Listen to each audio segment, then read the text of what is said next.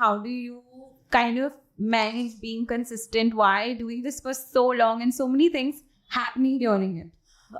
You are taking so no, it's not easy. It's hard. There are phases where we're like completely in the zone and like, okay, let's kill it. Let's be consistent ideas. But then you have other things happening. You have personal things happening. You have other aspects of your life. Like you are growing up with the page, right? So like that keeps coming in the way. But it's how you get back to it. I feel like even though consistency is important, social media is a bit forgiving. So if you come back with a bang or you come back with a strong piece of content, I feel that lack of consistency can be made up for a bit like that. But try and be as consistent as possible. I think that's in everything you do in life also. Yeah. I don't think that's only when you talk about social media. Yeah. So, I also feel it's like if you constantly keep engaging with your audience and if they are kind of up to date with what's happening in your life, even if you're not giving them pieces of content that they want to see, but you're keeping them up to date as to what's happening in your life, I feel like your community is still going to grow. Okay. Like consistency is something I feel like Avantika mentioned, that it's a part of every aspect of our lives. And sometimes, life hits you and you're not able to do that. But I feel like if you're still engaging with the community, they will forgive you and they will want to see your content when you upload it. Another thing I feel like is an advantage for us as duo creators is that when I am busy with something, then she can take the forefront, and that's definitely been one of our strongest points for us to still be existed in this industry. Yeah, because you can work hard for the unavailability. So okay, so that has to be the biggest advantage. You have to tell me how is the biggest disadvantage of working with your best friend. I feel like I don't think there are any. But then how we are. Of course, I feel like there are days when like we have to put aside our friendship on the side and then talk as business partners and be like, okay, this is good for the business, and if you're lacking or if I'm lacking, we need to like buck up and pull up our socks. So I feel like there are days when we've discussed as friends, like we consider our friendship obviously way more important. So like I think because of our friendship also, I think communication becomes a lot more easier. I feel like today if I had my business partner who's not been my friend or probably an acquaintance, some conversations become a lot more harder. I feel like with my friend, I feel like I can have that very ease conversation and it becomes a lot more simpler. Yeah. And tell me then, so basically for me, what happens is that when I'm not consistent, I feel like I'm not doing the right thing because something's happening in my life. But then on social media, I have to put out this front and be like perfect and, put out content still. And that I think everybody goes through that, while something's happening in life and you can't talk about that on social media, and you still have to, go out there and maybe even show that everything is fine. So how do you guys do that? I think, like Avantika mentioned, we have our days. So I feel like if there's a time for like 10, 20 days, I'm not able to show up, she shows up and the audience is happy to see even one of us. Yeah, exactly. And not only on social media, I feel like we also have to show up in person for events all the time. Like, and now that I think about it, I don't think I've ever spoken about it on social media, but I went through this bout of depression where I had to actually like show up to events. I was a MAC Cosmetics and I remember at one she was like, I just can't do this. Yeah.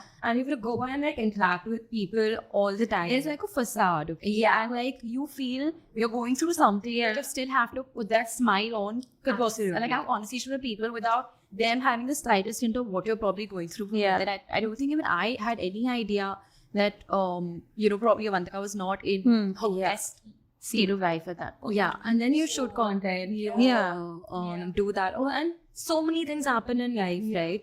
But I just feel like it's okay, it's a part and parcel, and we're not the only people doing it. There are so many creators. And it's a business, we gotta show up. Like example, are running multiple businesses, and everyone has their days where things don't go right, but you still need to show up and put a strong front. So I feel like there's also a backlash with people saying that content creators and influencers are always pretending to be their best version online, and that's not true life.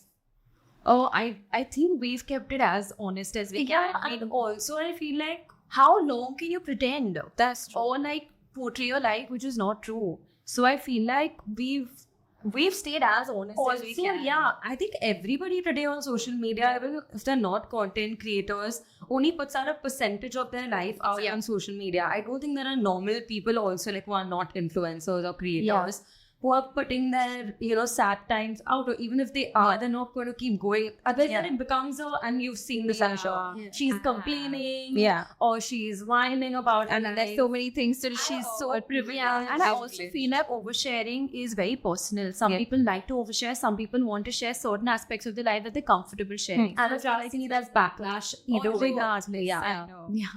So there's no backlash. Do you ignore it, or does it get to you sometimes? I don't think we've really gotten any such Not backlash. really. Yeah. Sometimes we do get like, oh, why didn't you share this with us? Or when are you sharing this with us? So like that 100%. But it's okay. Like you need to understand that. I think we also developed a thick skin. Like when we get those mean comments and stuff. Those few reels that go absolutely viral. You know you're gonna get like a lot of. When you're the public eye, you have to be prepared and thick-skinned. No matter what, you'll get probably 80-90% of like relatively positive comments, but there will be a set of like 5-10% where people will it just behind maybe like a fake account and just a faceless profile who just wants to kind of Exactly. just not like be nice to you. So I feel like I've had so many of them, and I learned to deal with them is to ignore them unless it's constructively criticizing. I think I just stay away from it and just ignore it. I think we have our days where we're like, I do want to reply back to them, like, but then there are days where just like I can't be bothered. And I went through this phase where I was like constantly, at once I read about me on Reddit, okay? And then I was like, okay, now let me see what's happening on Reddit. And I just like went into this rabbit hole. And then I was like, let this be, because it doesn't matter. I just saw the amount of hate towards every single video. I was working so hard.